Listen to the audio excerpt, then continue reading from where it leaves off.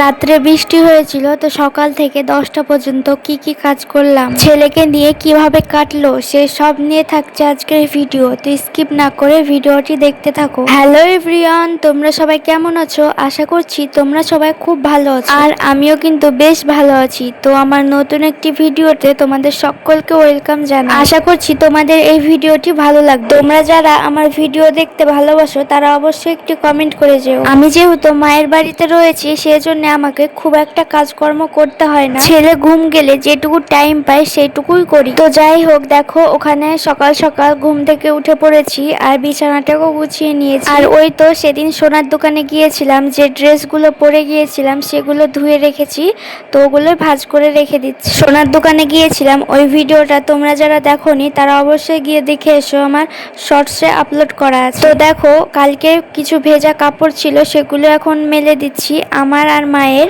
আজকে শনিবার আর এখন বাজে সকাল 8টা। ছেলে তো ঘুম গিয়েছে, সেই জন্য আমি কাজগুলো করতে পারছি। রাত্রে তো আমাদের এইদিকে বৃষ্টি হয়েছে, তো তোমাদের ওদিকে কি হয়েছে? হয়ে থাকলে অবশ্যই একটু কমেন্ট করে যাও। তো বৃষ্টি যেহেতু হয়েছে রাত্রে, সেই জন্য দেখো কত নোংরা হয়েছে, পাতা নোংরা পড়েছে।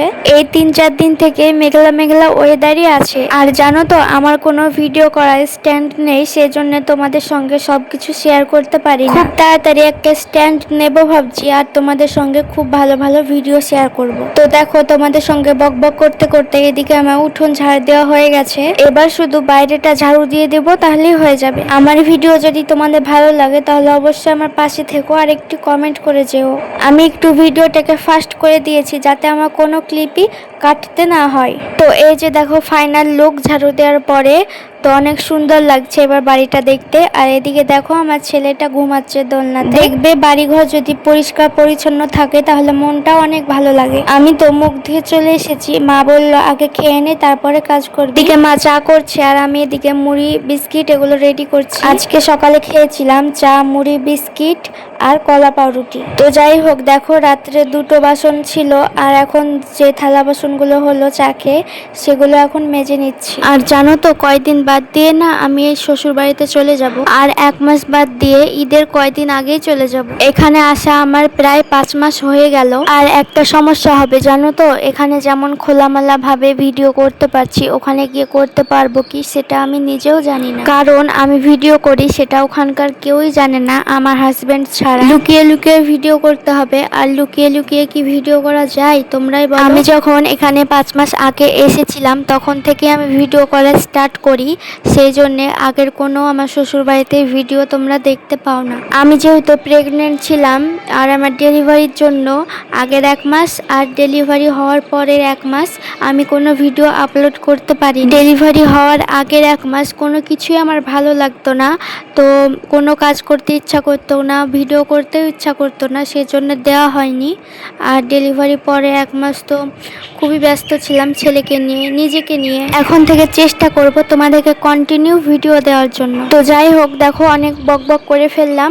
তো ওখানে আমার থালা বাসন মাজা ধোয়া সব কমপ্লিট। আর এখানে আমার ছেলের 2টো জামা আর কিছু কাপড় ছিল, মানে 2-3টে কাপড়, সেগুলো এখন ধুয়ে মেলে দিচ্ছি। রাত্রে বৃষ্টি হয়েছে তো ওকে ডায়পার পরিয়ে রেখেছি, সেই জন্য আর কোনো কাপড় হয়নি।